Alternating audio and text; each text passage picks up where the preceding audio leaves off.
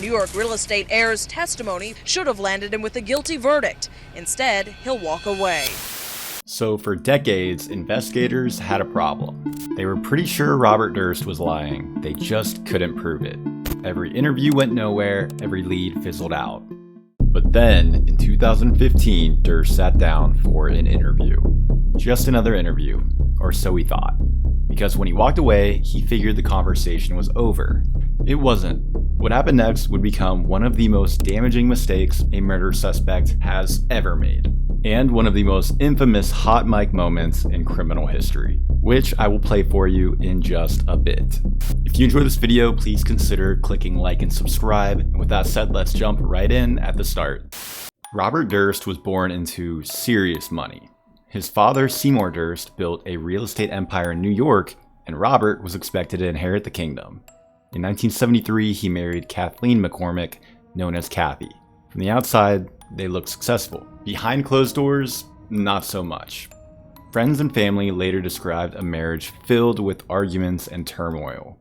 We stood on the front porch, and she looked me in the eye and she said, "Gilberta, promise me if something happens to me tonight, you'll check it out. I'm afraid of what Bobby might do." Then, on January 31st, 1982, Kathy vanished. Kathleen McCormick Durst disappeared from the couple's South Salem home. Exactly what happened that night has haunted her family and friends ever since. 29 years old, gone. Durst's explanation was straightforward. They'd argued. He drove her to a train station. Later they spoke on the phone, and that was the last time he'd heard from her. The problem for investigators was simple. No body, no crime scene, no physical evidence, so the case slowly went cold. Officially, Kathy was missing. Unofficially, a lot of people thought they knew exactly where the police should be looking. But for nearly 20 years, Durst carried on with his life. The cloud of suspicion never disappeared, but neither did he. Then in 2000, investigators took another look at Kathy's case. One person they wanted to speak to was Susan Berman, a journalist, the daughter of a Las Vegas mobster, and one of Durst's closest friends. According to prosecutors, Susan knew things, potentially very important things. And just as investigators were preparing to interview her, she was found dead in her Los Angeles home. Police found 55-year-old Susan Berman dead of a single gunshot wound to the head. Nothing was stolen, and the neighbors report having never heard a shot fired. Now, coincidences do happen, but that one is hard to believe. Then the story got weirder. In 2001, Durst disappeared. Authorities eventually found him in Galveston, Texas, living under a disguise, and not exactly a subtle one. Durst was posing as a mute, elderly woman, which sounds less like a criminal mastermind plan and more like the result of losing a bet. But it is true. Durst took up residence in a $300 a month boarding house where he was known to dress in drag and disguised himself as a deaf-mute woman using the name Dorothy Siner, which was the name of a former classmate of his from Scarsdale. While there, he befriended a neighbor named Morris Black. Soon afterwards, you guessed it, Morris disappeared. Then, body parts started appearing in Galveston Bay. The remains belonged to Morris. Durst was arrested. And here's the thing. He even admitted to killing Morris. He admitted to cutting up the body, he admitted to dumping the remains, and his only defense? Self-defense. According to Durst, there was a struggle over a gun, the gun went off accidentally, and everything after that was apparently just a series of questionable life choices. Yet somehow, a jury acquitted him of murder. And once again, Robert Durst walked free. The jury stands by its decision to acquit. I wouldn't be asking him to escort my daughter to her senior prom this year. Prosecutors are in disbelief. Mr. Durst is not going to be invited to my house for any reason at all. Years later came HBO's The Jinx, a documentary examining the deaths surrounding Durst. And somehow Robert agreed to participate, which is a bit like a shark volunteering for Shark Week. The filmmakers spent years digging into the case. Then they discovered something interesting. An anonymous letter sent to police after Susan Berman's murder.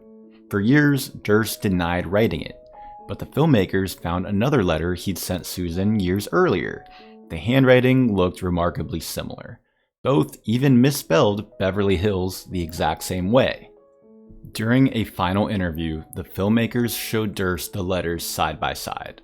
For maybe the first time, Durst actually looks rattled. Tell me which one you didn't write.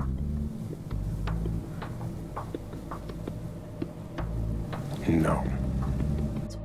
The interview ended. Durst excused himself to the bathroom, only one problem. His microphone was still on.